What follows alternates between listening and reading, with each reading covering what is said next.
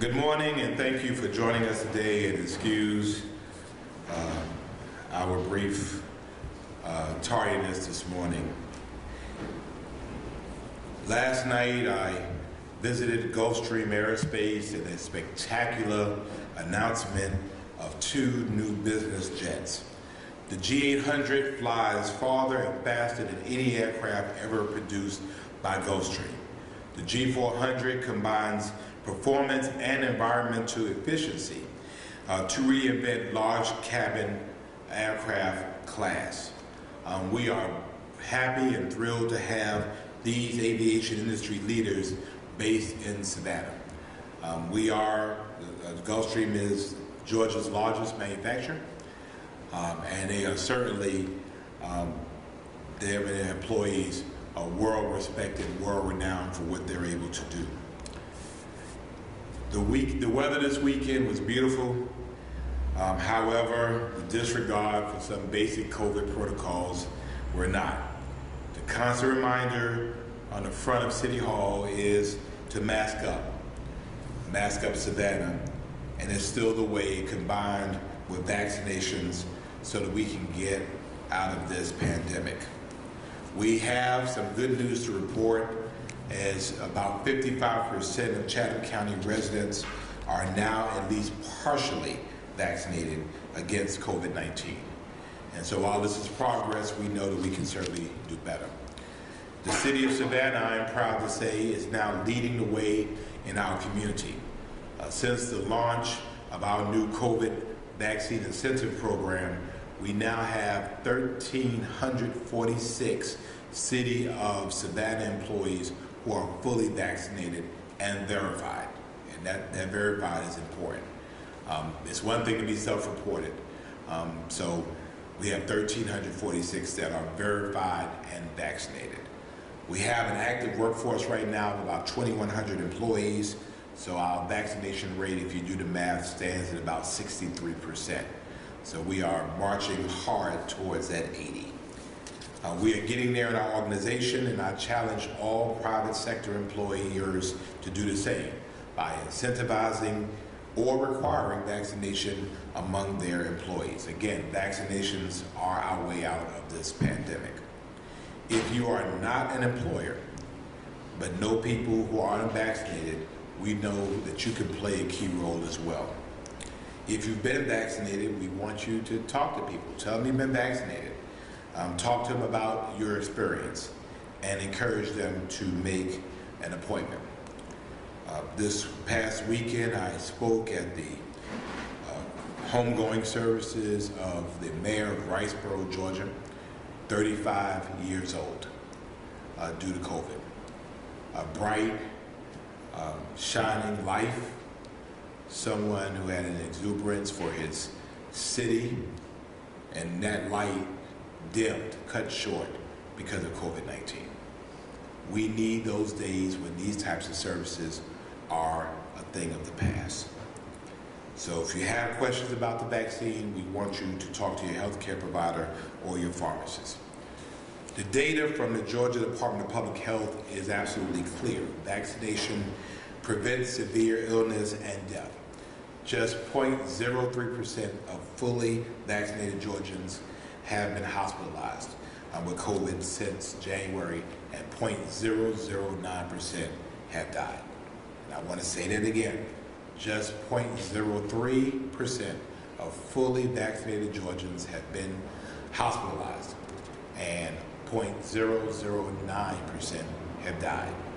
So if you're vaccinated, you're less likely to be hospitalized, and if you're not hospitalized, you're less likely to die. The Coastal Health District is hosting pop-up clinics around the city in addition to their regular hours at the health department. You can find the full list of locations and make an appointment at gachd.org/vaccine. gachd.org/vaccine. And walk-ins are also welcome. We are still celebrating National Hispanic Heritage Month through October the 15th. And I'm excited this year that we've been able to highlight the members of Team Savannah from countries of Hispanic diaspora through videos on our various social media platforms. If you have not yet, go check them out and take time this month to enjoy learning more about Hispanic culture. No matter where they are or where they're from in the Hispanic diaspora, they're all Savannahans, and we're fine with that. The National Faith and Blue Weekend is set for October the 8th through October the 11th of this year, and we are very excited about that. The purpose of this is to reinforce connections between law enforcement and the communities they serve through the wider reach of houses of worship.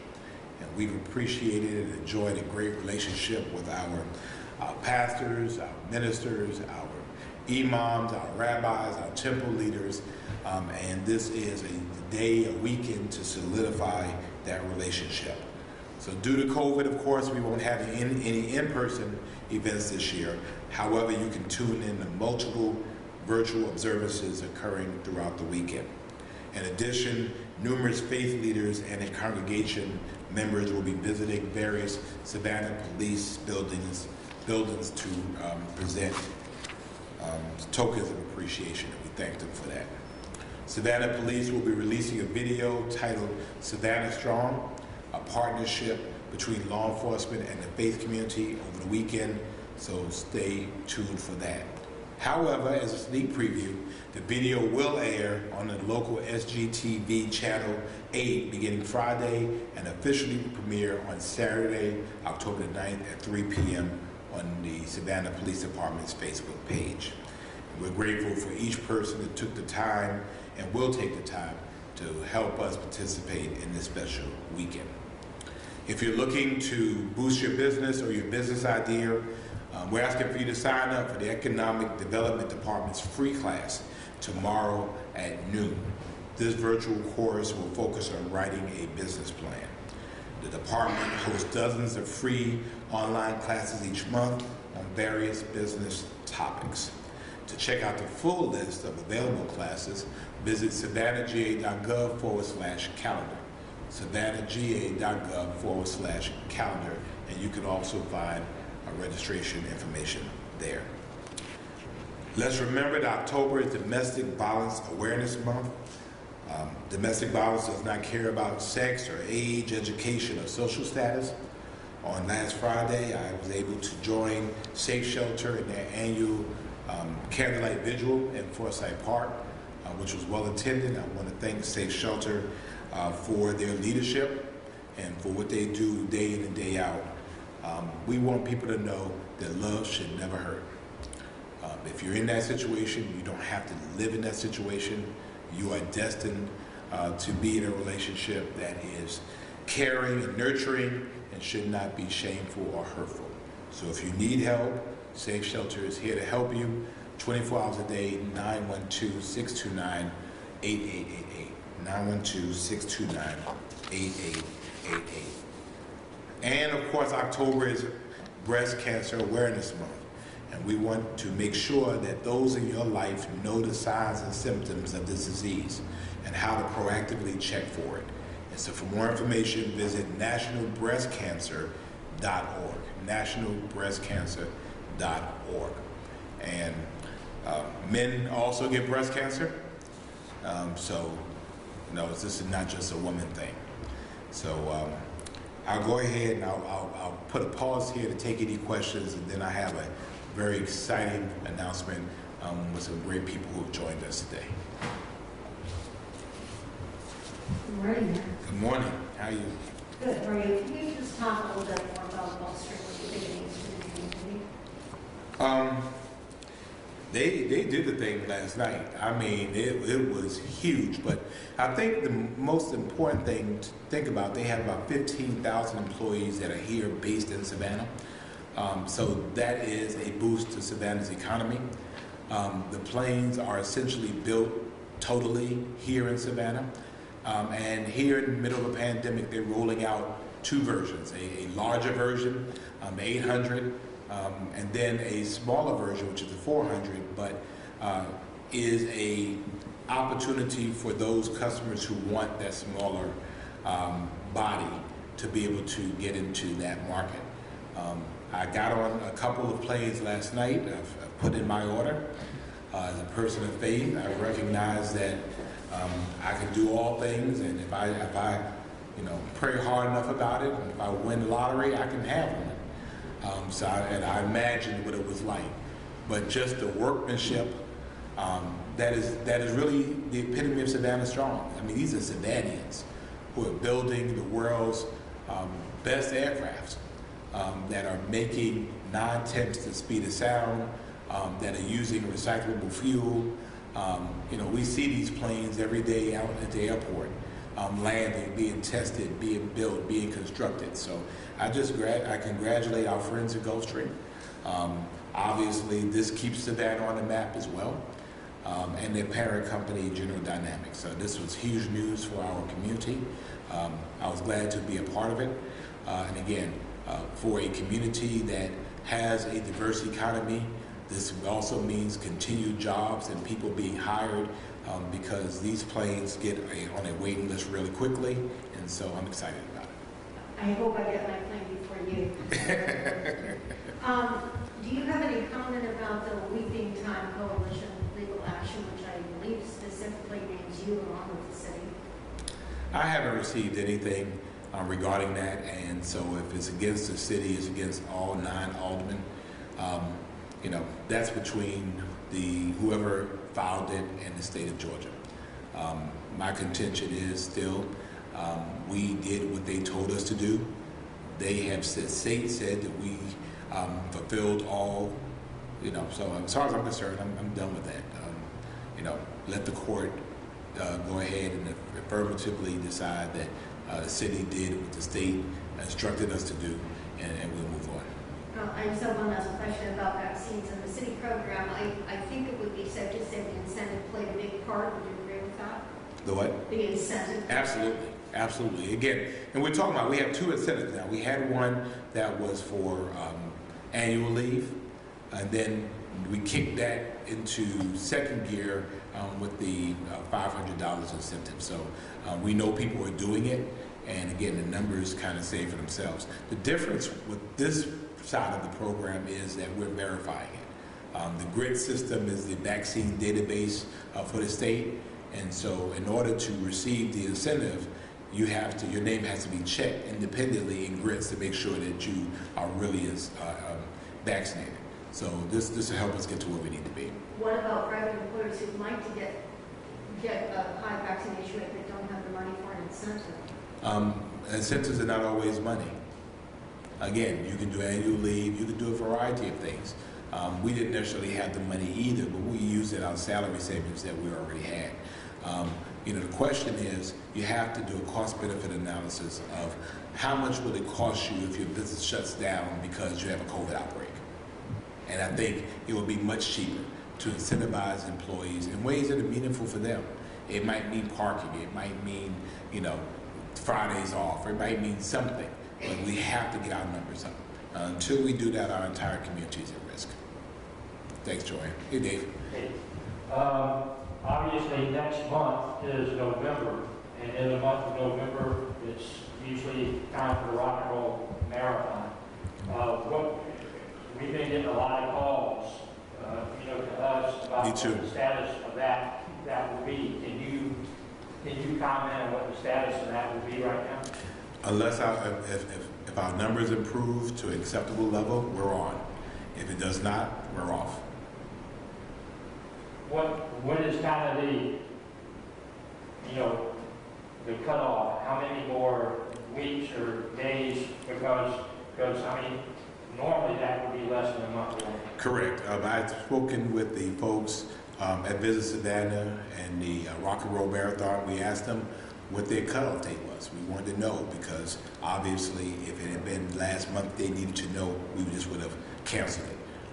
They said they had a little bit of time, so we're hoping within the next week we'll be able to make a decision about what November looks like for us.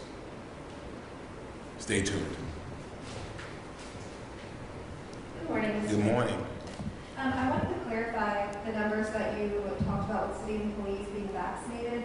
So 1346, that's total so far right now, right? Total employees, out of about 2,100 employees. Okay. Do you know how many have gotten vaccinated since the incentive rolled out? I do not.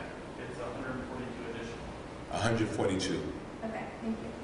And then I just wanted to ask if there are any updates that you can provide on the work that the Ebola task force is doing in light of Hispanic Heritage Month. Well, I think one of the things we talked about, we have made a very significant and intentional effort to engage our employees of Hispanic and Latino descent to kind of get them engaged and figure out ways that we can better engage them. And of course, OLA is always outward facing. Today, I believe a new Hispanic, a Spanish-speaking radio station launches. So that's exciting as well. If you look in the rotunda of City Hall, you see the flags of our many different countries that our residents hail from. That has never happened before in the city's 288th year history. So, I think we're feeling this out. We're listening to input from them about how best to honor and celebrate, and so I think we're making significant progress, and I definitely thank OLA Task Force for that. Hey, morning, sir. How you switch places on me, man? I'm gonna hear that. Okay. Without that. I want to ask, kind of piggybacking on what Dave was asking about next month's permanent events in public spaces. There have been a number of 3 or 4 events this month that are in private spaces that have implemented now vaccine requirements or proof of a negative COVID test more than 3 days out. If permanent events or events that normally get permits in city spaces next month require that, would you be more willing to allow for that activity to happen? It's possible. The question always is for us about how do you manage it? How do you enforce it? I mean, you say we're going to do it, and then it doesn't happen, and it just so. I think as we look forward to events in November, December, we have to figure out, well, how do we ensure that we're doing what we say we're going to do?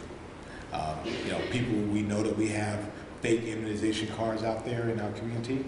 People just come and bring them, and so again, let's make sure we're doing what we say we're going to do. So we're talking about various ways of being able to do that, to even include kind of an on-demand verification or something. Again, I think we're open to ideas. Thanks.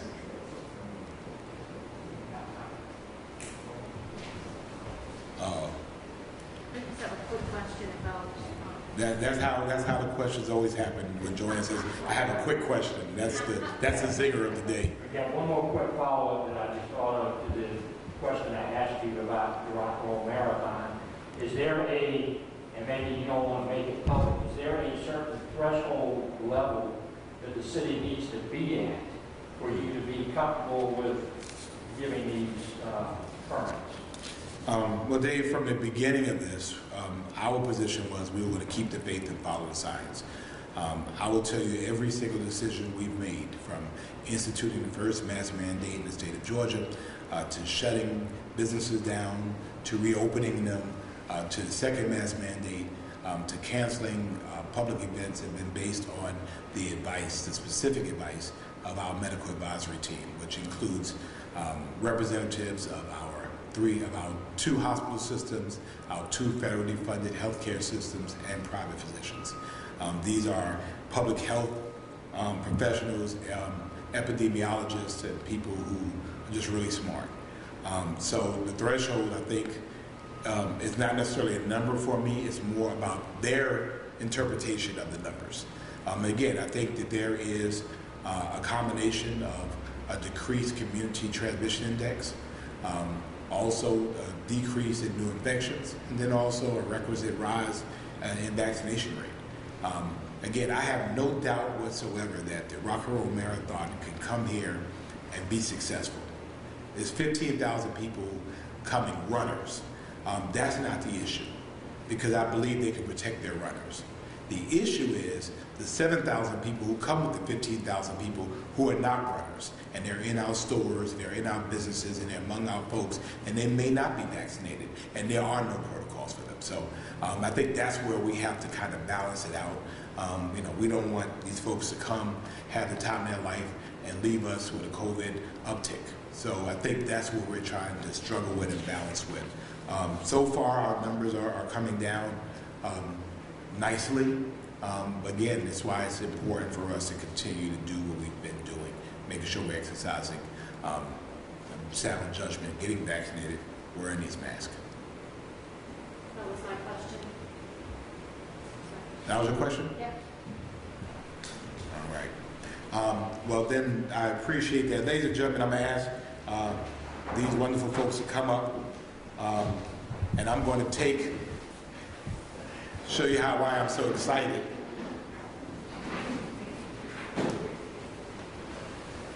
Yeah, come on. Put my mask on since folks are coming up.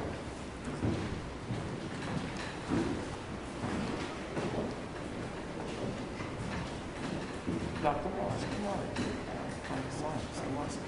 I know, I see it, right? I see it. Good morning. So, and I really like this shirt because it really just kind of makes me see how much I've been working out, Chief. I mean, so whoever the shirt maker is, I love it. I am so proud today to announce another task force. As you know, the city has been advancing public policy by getting professionals that are subject matter experts to work on issues that are important to them. In that way, the city does well because we're addressing a critical need, and then of course the subject matter experts do well because they now have the force multiplier of our community and of the best minds in our community to deal with various issues. We've had examples of now in the OLA task force. Housing Savannah task force has provided their housing plan that the city council has adopted.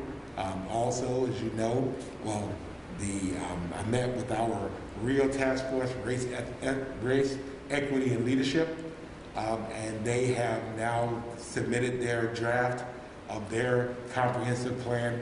And today, this is probably the task force has been in the incubator the longest because we just work like that.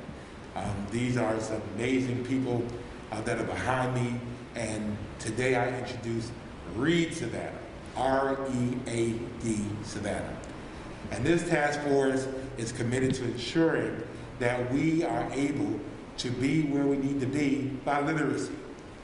In the 2010 census, I believe it said that only 85% of our community had high school diplomas or GEDs. We recognize that's 15% of our community that's relegated to poverty because they don't have the education to be able to get where they need to be.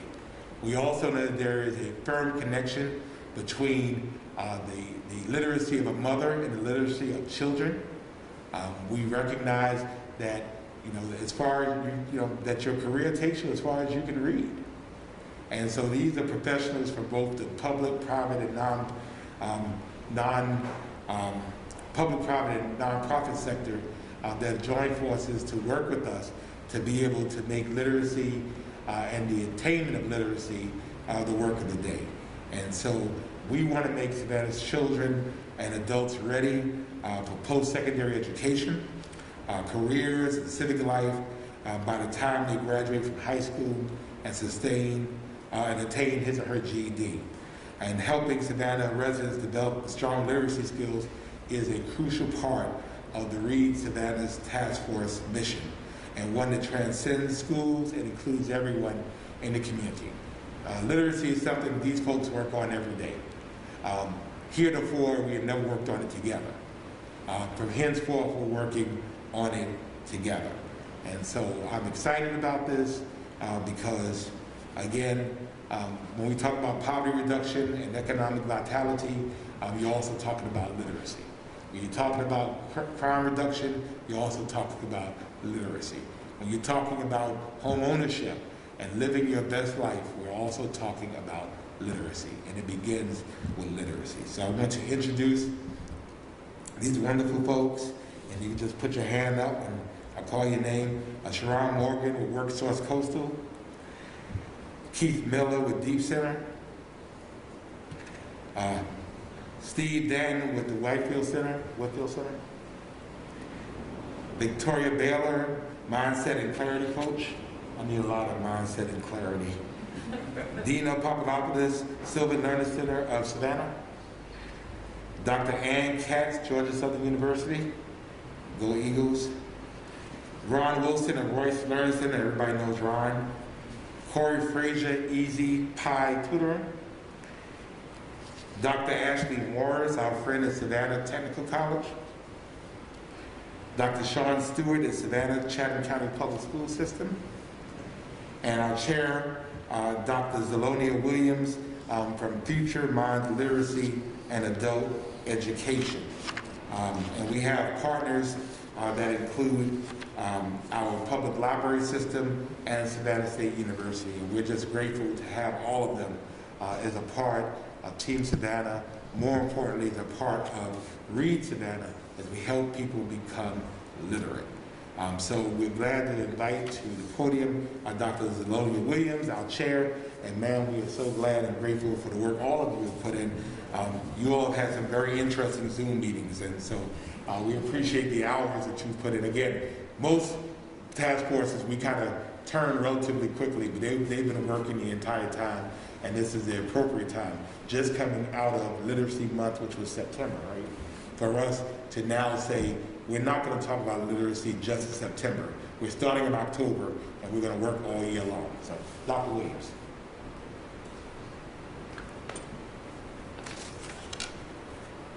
Good morning, Mayor Johnson, as well as viewers.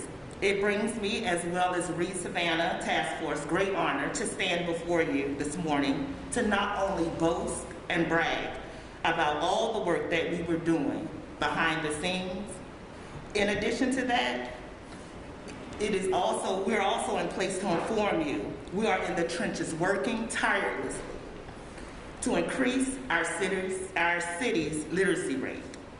Our mission is to provide collaborative opportunities and resources to facilitate effective and measurable outcomes in literacy among Savannahans.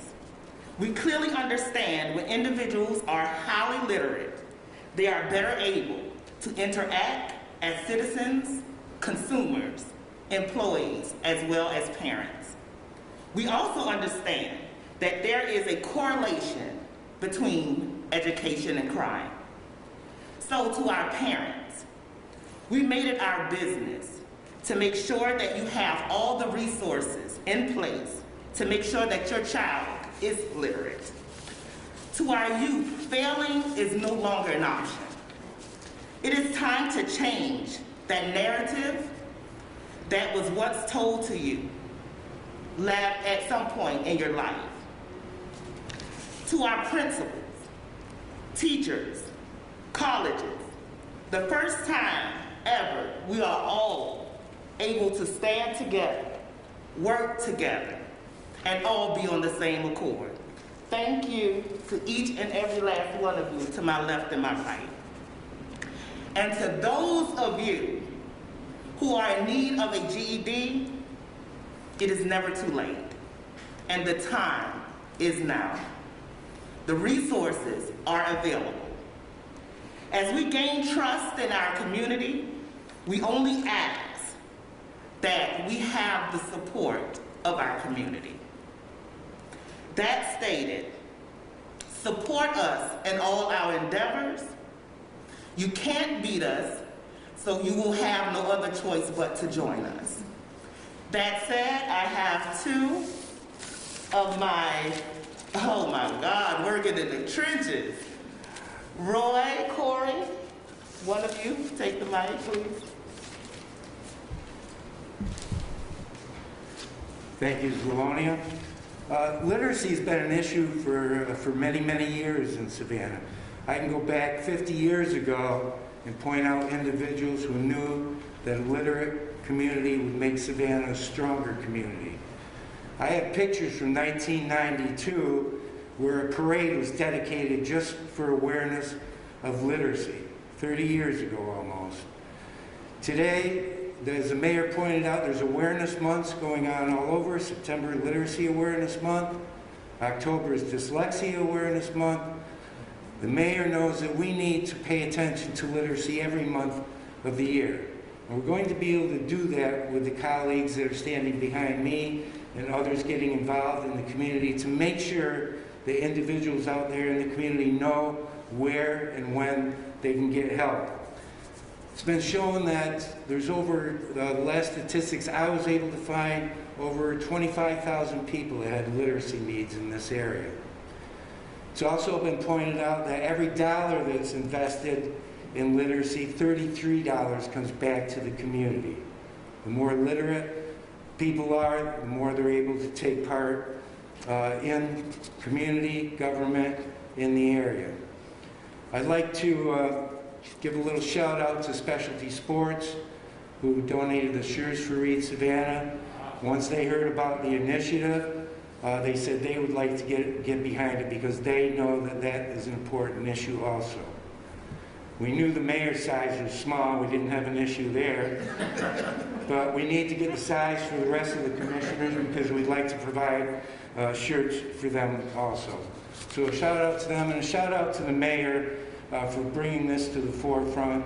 And all of us that work in literacy, the people standing behind me, I say we work in feel-good organizations because we see it every day. The people that come in that can't read, people working on a GED, kids who are behind in school, and it's from the hard work of all these people that get those people caught up and more literate. So I thank all of them. Mayor, thank you.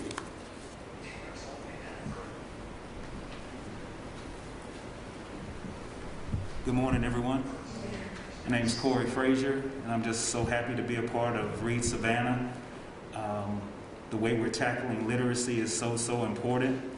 I commend our mayor for really thinking outside of the box and doing something that probably has never been done in the city of Savannah before. And we have the opportunity to do something epic and something very historic. So I'm really looking forward to it. Literacy can help out so much. Literacy can show you how to take care of yourself if you're able to read and write.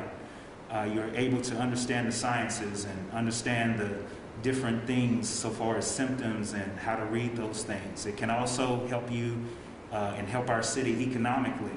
I read an article that the nation spends about $1.5 trillion each year annually on illiteracy.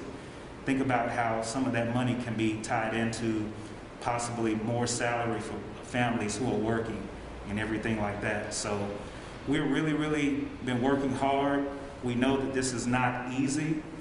We're encouraging parents and children to come aboard. Nothing comes easy. It takes much practice. But together, everybody working together, we can do something just extraordinary for our city. So I'm excited. Literacy, you do well when you feel good. And when you can read, you can improve yourself even more. You find yourself improving better and better. And the only way you're going to get better at reading is to read. The only way you're going to get better at writing is to write. You got to do it every day. And so after you continue to be more consistent in that aspect, then we'll see our city change for the better. Thank you.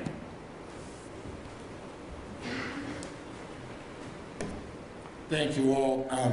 I want to take a moment of personal privilege to ask Dr. Morris from Savannah Tech, because ultimately, as people grow, as they learn, they want to expand. And so Dr. Morris has been a great partner with us. And so ultimately, to get them into a place where they can continue to grow, job training, will take them to places we want to be able to go. Yesterday, we spent time at Gulfstream, but before that, we were at the aviation program at Savannah Tech. Again, showing how they're preparing people for jobs in aviation. We noted there's a requisite amount of literacy that's needed to get those high-paying jobs. So, Dr. Morris, thank you for your work. Good morning. I think it's important, and what the great thing about this task force is that we represent every area of literacy, from our young people all the way up to our college students. So we are all here, Georgia Southern, Savannah State, Savannah Tech, the Chatham County Public School System, and everybody in between has come together to really improve literacy in Savannah. We want to see our economic climate in this city change. We want to see jobs. We want to see our citizens get jobs and be able to keep those jobs and be able to move forward in those jobs. How do we do that? We increase their literacy. We get them educated and well educated so that they can continue to move forward in society. So we are excited about what the mayor has done by calling us all together. This is something that was much needed. Like everybody has said, we have been working hard, and we are really ready to help see the citizens of Savannah, from our little ones to our oldest members. We say, a lot of times you'll hear people say, from the cradle to the grave. Zelonia said that this morning, because that's what we want to do. We want to affect change in every area of our society, no matter demographics, no matter from what side of town.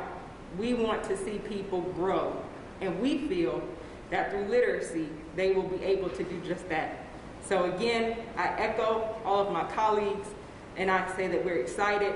We have been, and we will continue to work for the city of Savannah through the Read Savannah Task Force. We thank our mayor. He has been such a support. He had the vision for this, and he pulled us together, and the synergy that we have on our team is something that will continue to allow us to move forward in ways that we didn't even imagine. So we are thankful and grateful to him, and we would love to have your support as we move forward in this task force. Thank you. Thank you. So thank you, Dr. Morris. So where do we go from here? We have on our city's website, savannahga.gov/read Savannah. You will find these wonderful individuals, but it's really a one-stop resource guide of all the services they provide individually. We're saying there's no shame. If you want to improve your literacy level, whether you're 10 or whether you're 80, there's always opportunities to be able to do that. And no matter what it is you're looking for, again, between these professionals, they can get you to where you need to be. Ultimately, I would like to see our city to be able to fund, at least in some ways, initiatives to help increase literacy both within our organization and throughout our city. I think we also need to approach our county partners and our other municipal partners about finding ways to help us to do that. Also our private sector community, because a better educated workforce means that they are better positioned to do great things themselves. So I think we all have a role to play in this. I think you'll see us going for grant opportunities as a community. And I think that's important, because heretofore, sometimes we have everybody in one community fighting for the same amount of money. No, let's find ways to go after it together, increasing our chances of getting those funds, and then being able to find ways to implement that. So I'm excited about this. I'm excited about this shirt. I think I'm going to wear it for the rest of the week, because it just feels good. I mean, again, I didn't feel like I just celebrated a birthday this week, and you know, they like to tease me, thought I was going to be, but no, actually, I'm feeling kind of buff in this shirt. So I like this, so I might have to get all my shirts just like this. Are there any questions or anything we can answer?